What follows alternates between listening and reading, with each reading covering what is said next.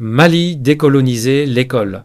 Le sens profond de la suspension de la leçon sur la Révolution française.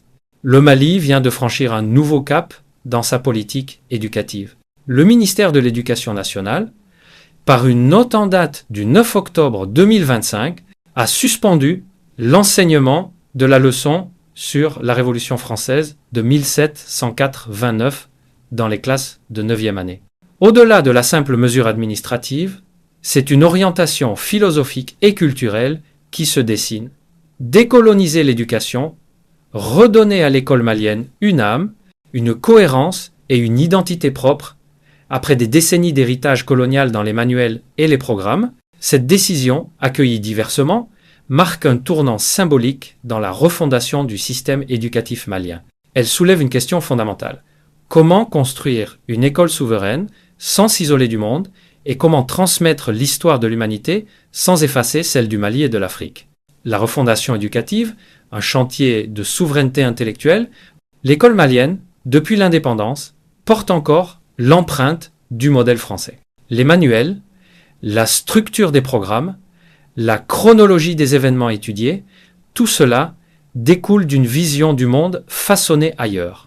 Or, un système éducatif n'est pas neutre. Il façonne les imaginaires, définit les héros, les repères et les valeurs d'une société.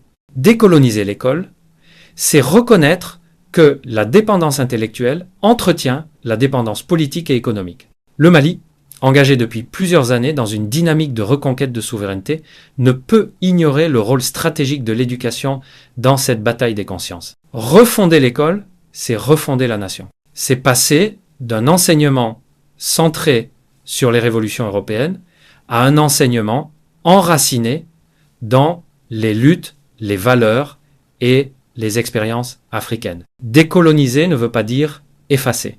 La décision de suspendre la leçon sur la Révolution française ne signifie pas effacer l'histoire universelle. Elle traduit une volonté de hiérarchiser les priorités. Avant d'étudier la Révolution française, les élèves maliens doivent connaître les révolutions africaines, les résistances de leurs ancêtres, les chartes et les lois nées du continent. Décoloniser, c'est d'abord rééquilibrer, donner la première place à la mémoire nationale sans ignorer la contribution du reste du monde. C'est enseigner la liberté, non pas seulement à travers Robespierre ou Danton, mais aussi à travers Mamadinga, patriarche soninké de l'Empire du Ghana, Sondiata Keïta, Samori Touré, Al-Hadj Martal et Modibo Keïta. Le message du ministère n'est pas celui du rejet, mais celui de la réorientation. Bâtir un enseignement de l'histoire qui parle d'abord du Mali avant de s'ouvrir à l'extérieur. Une réforme inscrite dans le long processus de refondation. Cette suspension s'inscrit dans une démarche globale, celle du projet de refondation de l'école malienne, initié par les plus hautes autorités de la transition. Le mot d'ordre est clair, souveraineté éducative, culturelle et linguistique. Les programmes scolaires seront progressivement revus, les manuels réécrits, les contenus contextualisés. L'objectif est double. Adapter l'enseignement à la réalité malienne en intégrant les langues nationales, les cultures locales et les savoirs endogènes. Former des citoyens conscients de leur histoire, fiers de leur héritage, capables de se situer dans le monde sans s'y dissoudre. Cette orientation ne se limite pas à une question d'histoire. Elle touche aussi la philosophie, la géographie, la littérature et même les sciences sociales. Le Mali cherche à construire un modèle éducatif qui prépare les jeunes à comprendre leur environnement, à valoriser leurs ressources et à écrire leur propre avenir. La charte du Mandé, un socle africain pour penser la liberté. Dans ce processus de décolonisation, la charte du Mandé ou Kurukan-Fuga apparaît comme une référence naturelle. Promulguée au XIIIe siècle sous l'Empire du Mali, cette charte établissait déjà des principes universels. Le respect de la vie, la liberté individuelle, la justice sociale, la solidarité communautaire et la gestion responsable des biens communs. Bien avant la Déclaration des droits de l'homme et du citoyen, le monde mandingue avait formulé une pensée de la dignité humaine. Cette charte, transmise oralement pendant des siècles, constitue un trésor philosophique africain. Intégrer la charte du Mandé dans les programmes scolaires ne signifie pas opposer l'Afrique à l'Europe. Cela signifie montrer que la pensée politique et morale n'est pas née à Paris en 1789, mais qu'elle a aussi pris forme à Kangaba, à Niani et à Kurukan-Fuga, sous les palmiers du Vieux-Mandé. Ce texte peut servir de point d'appui pour enseigner la citoyenneté, les droits et les devoirs dans une langue et un contexte que les enfants comprennent. Les réactions contrastées entre fierté nationale et crainte d'isolement. Comme toute réforme symbolique, cette mesure suscite des réactions partagées.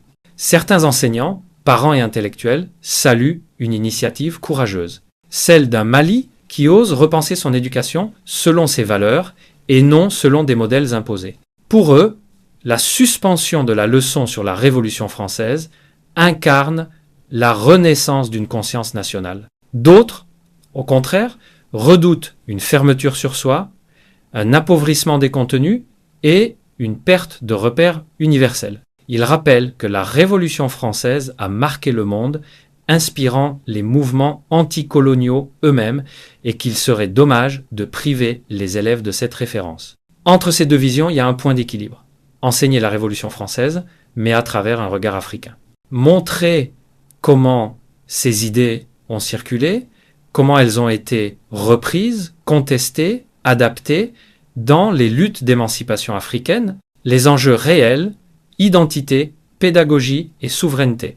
Au fond, cette décision interroge 3 dimensions essentielles.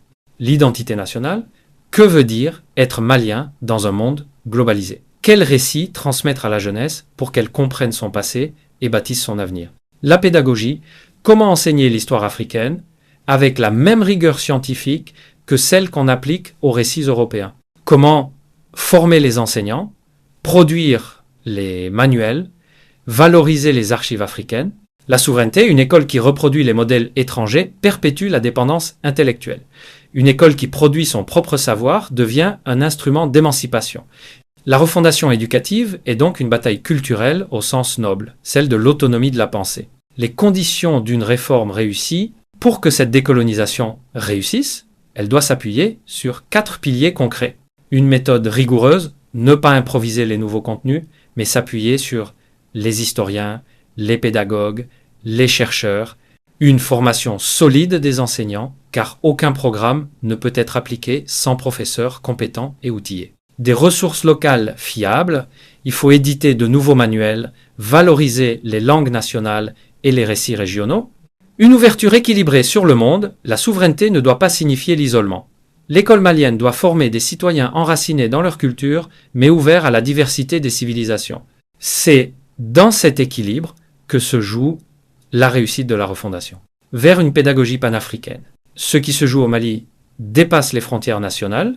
La décolonisation de l'éducation est une revendication qui émerge dans plusieurs pays africains, du Ghana à la Tanzanie, du Sénégal à l'Afrique du Sud. Partout, la même question se pose. Comment enseigner l'histoire et les sciences sociales sans reproduire les cadres mentaux hérités de la colonisation? Le Mali, en assumant ce choix, se place au cœur d'un débat panafricain fondamental, celui de la souveraineté intellectuelle. Il ne s'agit plus seulement de changer les livres, mais de repenser la philosophie de l'école africaine, une école qui relie le savoir à la réalité, la mémoire à la dignité, l'histoire à la liberté. En conclusion, la suspension de la leçon sur la Révolution française n'est pas une rupture avec le monde, mais une étape vers la reconquête de soi. Le Mali choisit d'examiner son propre miroir avant de regarder celui des autres. L'enjeu n'est pas de supprimer un chapitre, mais de réécrire le récit éducatif selon des fondations africaines, authentiques, équilibrées et universelles. Dans cette démarche, des textes comme la Charte du Mandé peuvent devenir des pierres angulaires de la pédagogie citoyenne, au même titre que la Déclaration des droits de l'homme dans d'autres civilisations. Pour Patriotes du Sahel, ce débat mérite d'être suivi avec rigueur, pédagogie et hauteur de vue. Car derrière une simple suspension de leçons,